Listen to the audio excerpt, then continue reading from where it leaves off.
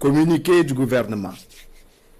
Le gouvernement du Burkina Faso a appris avec consternation et une profonde indignation le décès dans des circonstances obscures de notre compatriote Alain Christophe Traoré, alias Alino Faso. Dans un communiqué du procureur de la République de Côte d'Ivoire, largement relayé sur les réseaux sociaux, Alino Faso serait décédé le jeudi 24 juillet 2025 à l'école de gendarmerie.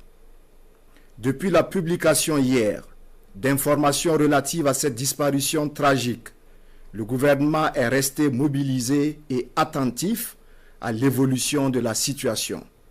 Il relève que, jusqu'à cet instant précis, aucune notification officielle ne lui a été faite par les autorités ivoiriennes sur la mort en détention de notre compatriote.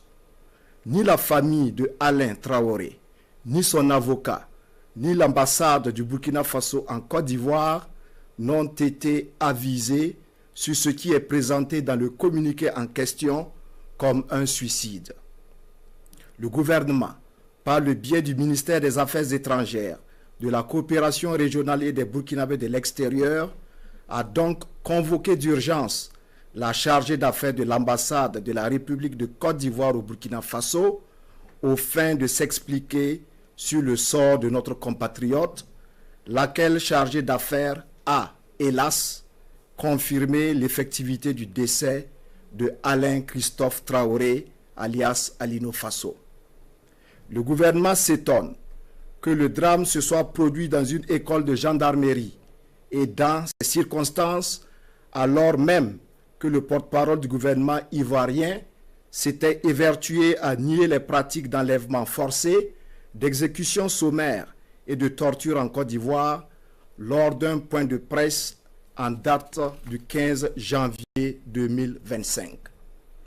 Toutes ces déclarations d'intention sur la transparence et le respect des droits humains contrastent paradoxalement avec la gestion ténébreuse de ce dossier soldé par la mort plus que suspecte de notre compatriote Alain Traoré. Le gouvernement s'interroge sur les motivations réelles de sa détention dans une caserne de gendarmerie plus de 6 mois après son interpellation et sans procès. Il rejette avec force et vigueur la thèse du suicide actuellement avancée par les autorités judiciaires ivoiriennes qui ont brillé par une complaisance coupable face à l'arbitraire et au déni de justice dont a été victime Alino Faso dans cette affaire depuis son interpellation le 10 janvier 2025.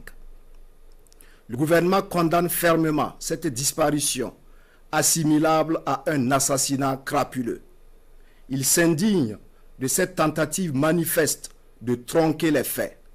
En effet, alors que le décès aurait été constaté le jeudi 24 juillet, il a fallu 72 heures pour que l'information soit portée dans l'espace public sur la foi d'un communiqué du procureur de la République près le tribunal de première instance d'Abidjan, dont l'authenticité était difficile à établir.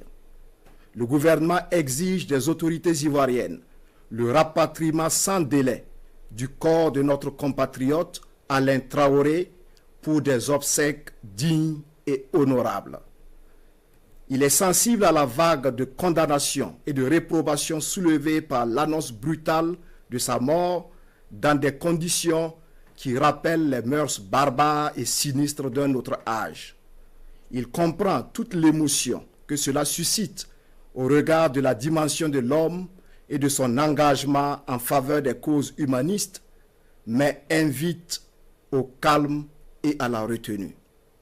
Le gouvernement interpelle les autorités ivoiriennes sur l'exigence de vérité et de justice pour Alain Christophe Traoré, dont la mort tragique laisse une famille endeuillée dans une douleur incommensurable et des millions de nos compatriotes révoltés et sans voix au regard de l'engagement citoyen de l'homme. Le gouvernement rassure qu'il reste saisi de ce dossier sur la détention et la mort de notre compatriote et appelle l'État de Côte d'Ivoire ainsi que le gouvernement ivoirien à une transparence totale dans la gestion de cette affaire. Le gouvernement reste engagé au suivi de ce dossier jusqu'à la manifestation totale de la vérité. Il salue la mémoire d'un homme de bonne volonté qui a vécu utile pour son prochain et qui a trouvé dans l'altruisme toute sa raison de vivre et de mourir afin de bâtir un monde plus fraternel. La mort de Alino Faso ne restera pas impunie.